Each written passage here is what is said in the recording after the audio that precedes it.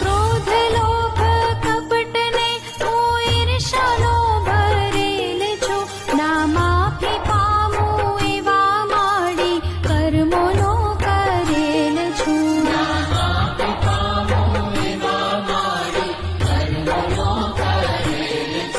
આ પાપીને ઉગારો માડી દયા તમે દાખવો.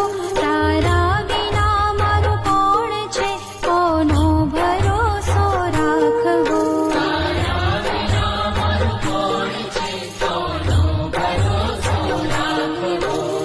હે માં મેલડી હાથ જોડી કરું